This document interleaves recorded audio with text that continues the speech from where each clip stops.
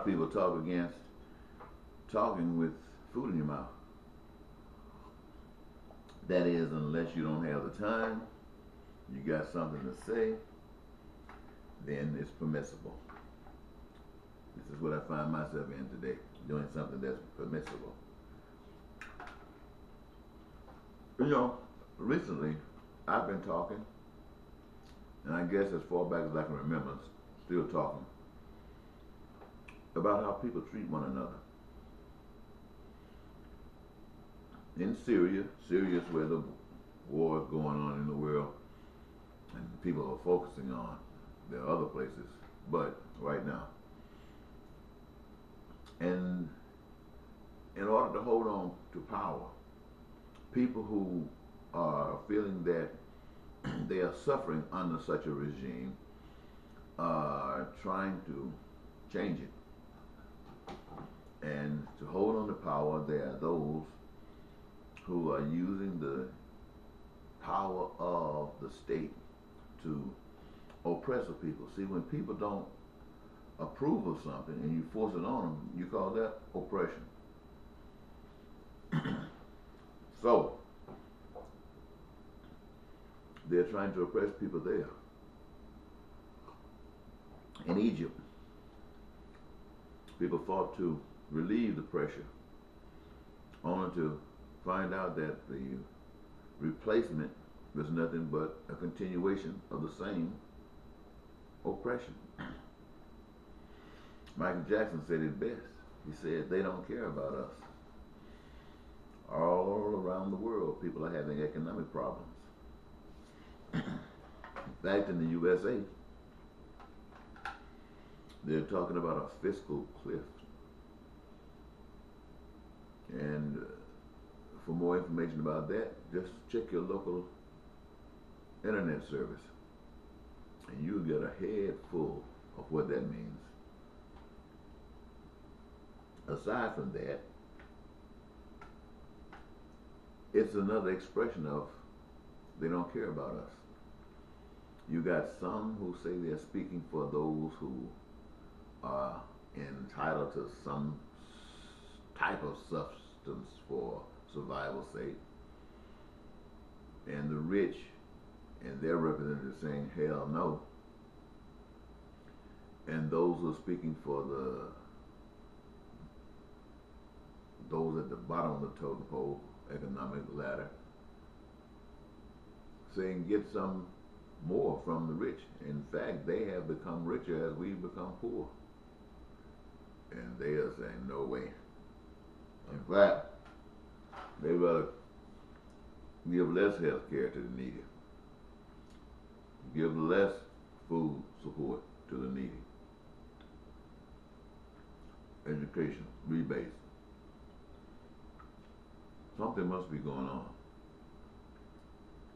But in the midst of all of this, there is the public.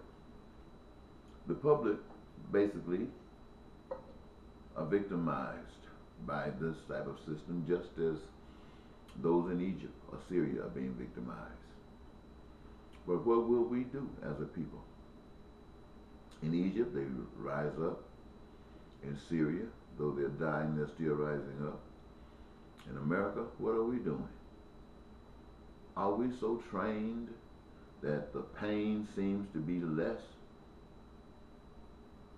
Or are we just afraid? Maybe we just don't know any better. Perhaps we've been taught that whatever happens in America is the best in the world, so it must be from God. Well, the truth of the matter is that it continues to exist because the people allow it to do so. Perhaps you are trying to avoid maybe nerve gas as is being threatened to be released to the Syrian people. Maybe you just say that this is acceptable.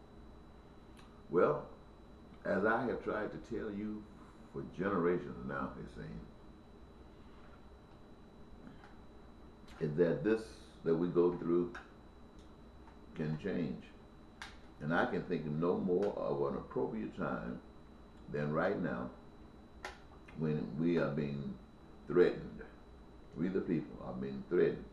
Talking about some fiscal cliff falling off on top of the pain that's already being felt. How greater pain will be felt.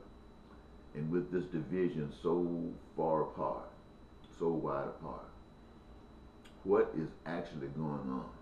People cannot be this cold against one another. This must be the decisions of some power brokers to whom we cannot point a finger at specifically, but generally are well known. Yet, you the people have the time, you got the reason, you got the motive, hopefully motivation. And when the nation is showing that they don't care about us, that is the time to step up. Now is the time to step up and say, let's change this thing. And if we're going to change it, let's make it fair. Let's do something that has never been done before. Let's make it fair. Let's recognize that everything on the planet was created by another source, as were we. And that source is the Lord. I've heard it said that a man's land is his kingdom and his house is his castle. Well, man ain't made no land. So no land belongs to any man. And you can't put a policy on that makes that true and real. So,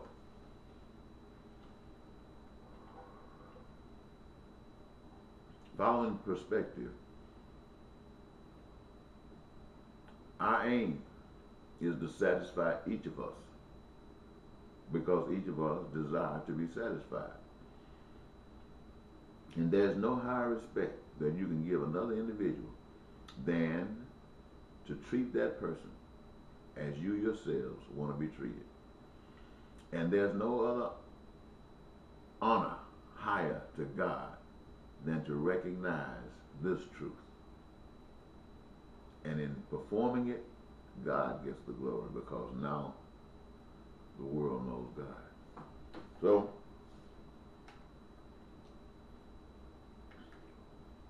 you protect one another.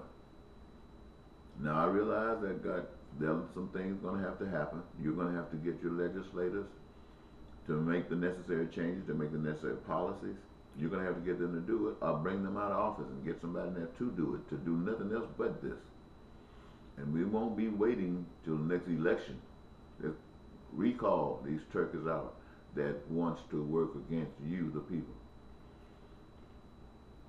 And when you get the rulings that permits you to be you, then do that. Guarantee education to everyone, health care to everyone. Guarantee that everybody can have a career of their own choosing, knowing that those careers are the avenues whereby the goods and services that we as a people have determined are necessary and essential are created by this process. And whatever we have to do outside of killing to maintain this status of peace and prosperity and joy, we will do. Now I'm asking you the people to think about that. You know, so don't think about some fiscal cliff, going over a cliff. Think about changing. I mean, the powers that be have revealed their hands. We know what they're willing to do. We've seen it. Now what are we willing to do? All right, I'm going to leave it there. Bye-bye.